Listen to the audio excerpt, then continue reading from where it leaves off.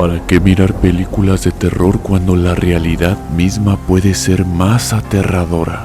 Hay una razón por la que tantas películas de miedo afirman estar basadas en hechos reales. La realidad puede ser aterradora y con frecuencia es más extraña y puede provocarte más pesadillas que cualquier otra cosa que veas en la gran pantalla. A diario se cometen asesinatos, pero hay casos de personas que el hecho de asesinar les genera un placer, llevándolos a matar muchas veces. Su deseo se vuelve adictivo al punto de no poder parar. Auténticos psicópatas que dejaron patente que el ser humano puede ser una auténtica máquina de matar sin remordimientos ni culpa. Por ello, te damos la siguiente advertencia. El contenido de este audio y video incluyen escenas y diálogos de violencia explícita. Puede herir la susceptibilidad de algunas personas. Véalo y escúchelo bajo su propia responsabilidad. Se recomienda precaución. Sean bienvenidos a la segunda temporada de El Pentagrama Invertido.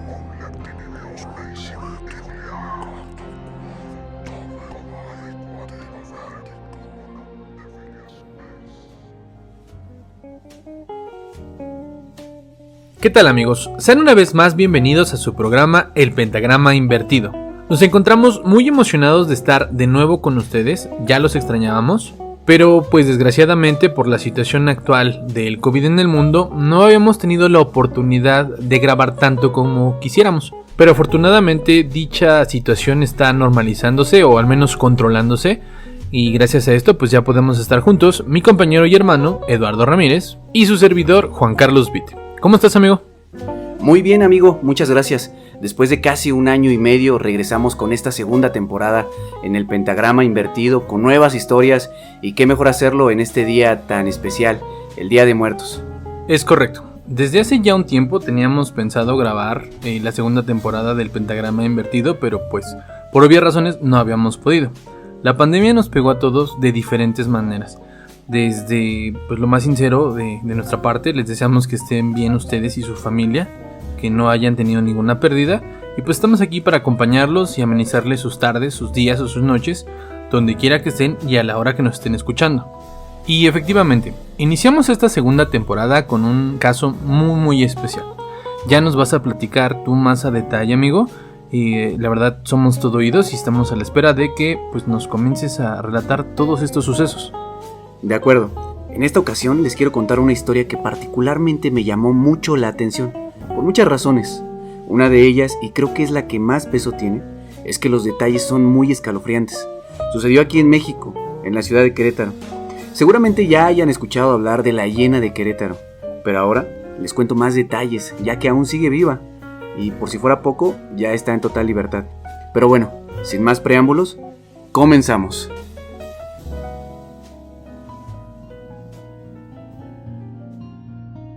Poco se sabe de la historia familiar de Claudia, pero lo que se sabe es que quizá tenga relación con la perturbadora personalidad que le fue diagnosticada, y es que nació en el seno de una familia que nunca mostró amor por sus hijos, y con creencias católicas muy arraigadas. Claudia Mijangos Arzac nació en Mazatlán, Sinaloa, el 25 de mayo de 1956, siendo la menor de 7 hermanos, 4 mujeres y 3 hombres. Creció sin el amor y cariño que cualquier padre expresa a sus hijos, ya que su madre, María del Carmen Arzac, además de ser una mujer dominante, autoritaria, agresiva, era fanática de la religión y muy cerrada a sus creencias. Por otro lado, su padre Antonio Mijangos fue un hombre sensible, dedicado al trabajo, necio y hasta débil de carácter. Durante su infancia fue una niña socialmente amigable, popular entre sus amigas, poco brillante en la escuela y tenía un carácter rebelde. Los problemas familiares no le impidieron desarrollarse. Estudió comercio y fue coronada reina de belleza en Mazatlán. Tiempo después se casó con Alfredo Castaños. Tuvieron 3 hijos y después de la muerte de sus padres de Claudia, se mudaron a Querétaro. Ahí abrió una tienda de ropa de moda y de novedad.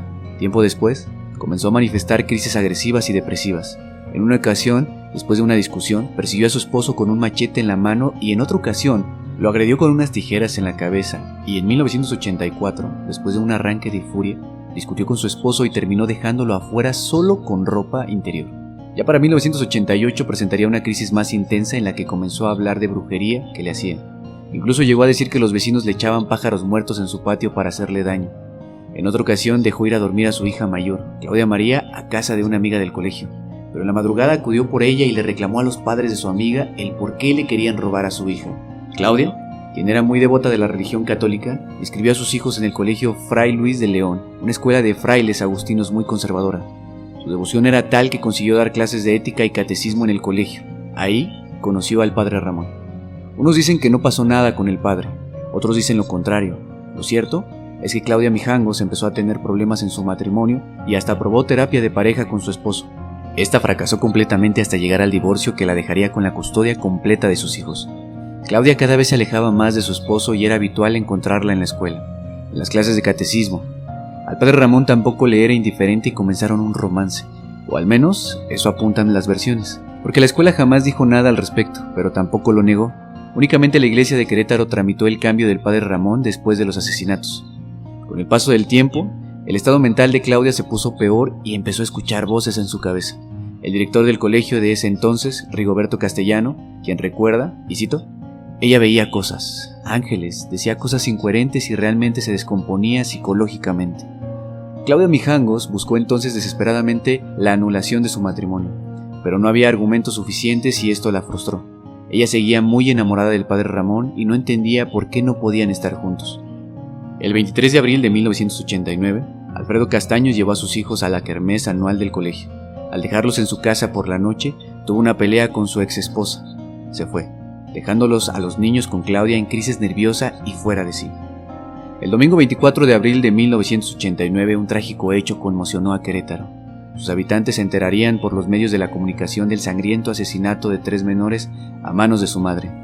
Horas antes, en la noche del 23, Claudia Mijangos había llamado a su amiga Verónica Vázquez para decirle que escuchaba y veía cosas, ángeles y demonios que le habían advertido que Mazatlán se había caído y que todo Querétaro era un espíritu. Vázquez le dijo que se tranquilizara, que todo estaba bien y que al otro día por la mañana iría a visitarla.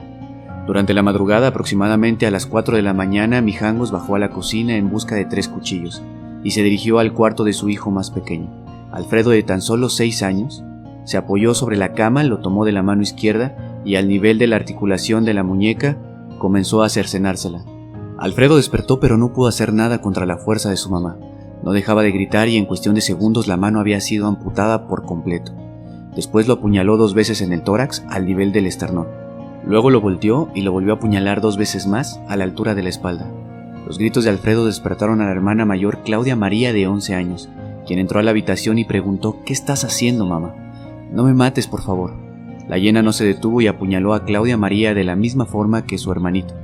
Claudia huyó, pero con el pulmón perforado solo logró llegar hasta el pie de la escalera donde se desvaneció. La hiena de Querétaro cambió su último cuchillo y entró a la habitación donde se encontraba su hija, Ana Belén, de 9 años. Sentada en su cama se encontraba totalmente en shock, sin saber qué estaba sucediendo. La hiena se sentó junto a ella y cuando la pequeña preguntó qué estaba sucediendo, la hiena respondió: no te preocupes, te voy a mandar con tus hermanitos. La apuñaló de la misma forma que a sus otros 2 hijos e intentó amputarle la mano. Se desconoce por qué no lo consiguió. Al término de este bajó la escalera en busca de su hija mayor Claudia María, que se había desmayado boca arriba en el piso.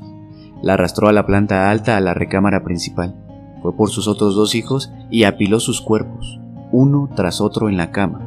Los tapó con una cobija, se lavó las manos y los cuchillos. Por último se cortó las venas justo antes de acostarse en la cama donde se encontraban los cuerpos de sus hijos. Verónica Sánchez, la amiga que Mijangos había llamado por la madrugada, llegó aproximadamente a las 8 de la mañana a la casa, marcada con el 408 de la calle Hacienda Vejil de la colonia Jardines de la Hacienda. Dentro pudo ver una escena dantesca. Se dice que Claudia estaba dormida junto con sus hijos muertos. Su amiga, al ver la escena, llamó inmediatamente a la policía, pensando que también Claudia estaba muerta. Los investigadores afirman que por lo menos había 10 litros de sangre distribuidos por toda la casa. La puerta de la alcoba estaba entreabierta y el cuadro que se ofrecía a los ojos era aterrador. En la esquina de la recámara, sobre un sillón, 2 cuchillos de cocina, uno de 40 centímetros y el otro de 33 centímetros, ambos con cachas de madera en color café, limpios. Un tercer cuchillo de 31 centímetros se halló en la recámara de las hermanas Claudia María y Ana Belén, caído sobre la alfombra lleno de sangre. Un médico perito llamado Leopoldo Espinosa comentó lo siguiente después de entrar a la casa de la hiena de Querétaro, y cito: me impactó porque solo lo había visto en películas. Fue sangre, sangre y más sangre, desde la parte de la casa hasta la parte superior. Cuando llegaron los peritos descubrieron que, contrario a lo que se imaginaba, la madre de los hijos sí estaba viva y con apenas unas cortadas en las muñecas y en otras partes del cuerpo, pero nada grave. Claudia se encontraba en estado de shock y fue llevada a un hospital. Sus 3 hijos, Claudia María, Ana Belén y Alfredo, yacían apuñalados sin vida. Algunas personas trataron de abogar por Claudia, alegando que el verdadero responsable de los homicidios había sido su ex esposo, quien había sido rechazado una y otra vez para volver con su esposa. Su primera declaración ante la agente del Ministerio Público e investigador, Sara Peregrino, fue el 27 de abril de 1989 a las 11:30, 3 días después de que masacrara a sus 3 hijos.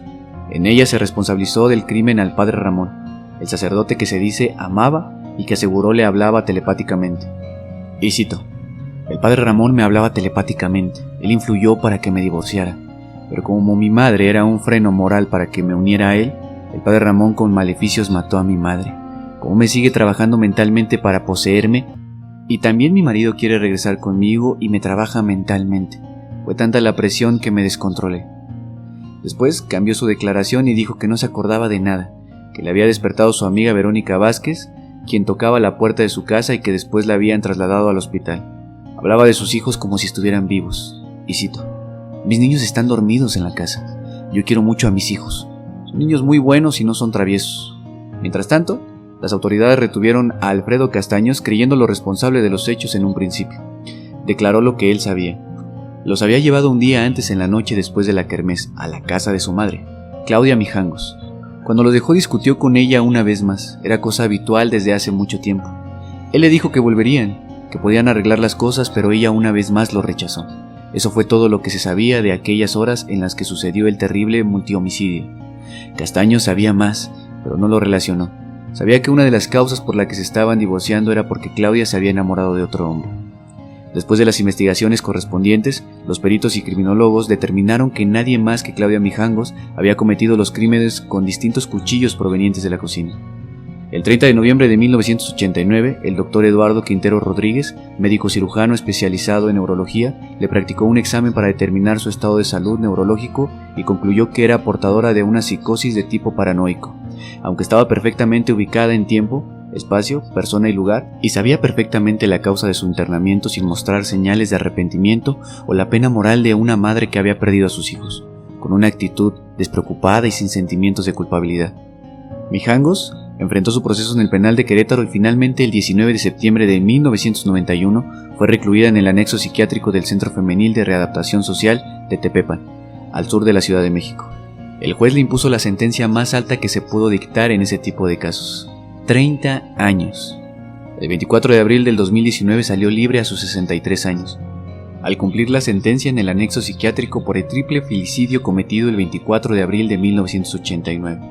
Una sobrina de Claudia fue quien aceptó la responsabilidad de la custodia.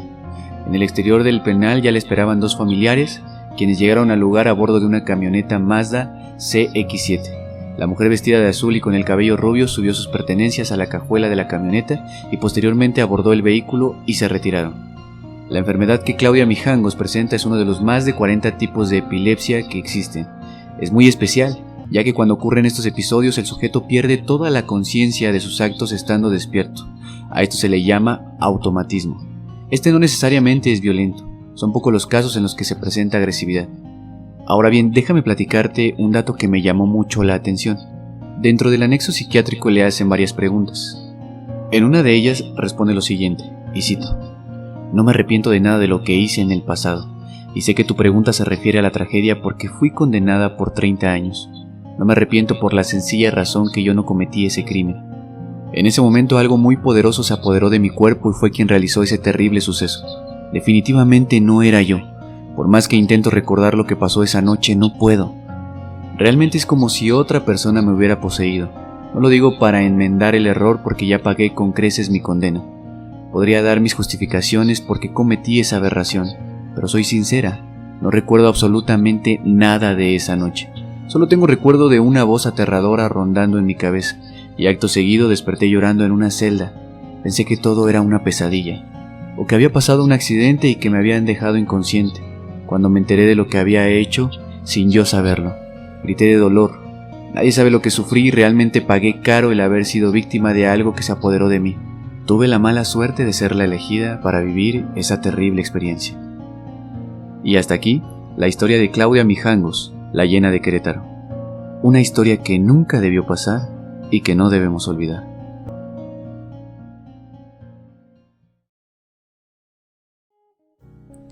Y bien, después de escuchar esta terrible historia, amigo, ¿qué te pareció? Pues es una historia triste. De entrada era una joven que estaba enferma. Esto se desarrolla en una época en la... Ya señora, o sea... Bueno, sí, cuando mata es señora, pero digamos que ella empieza con su enfermedad aparentemente desde mucho antes, cuando recién tiene a sus hijos.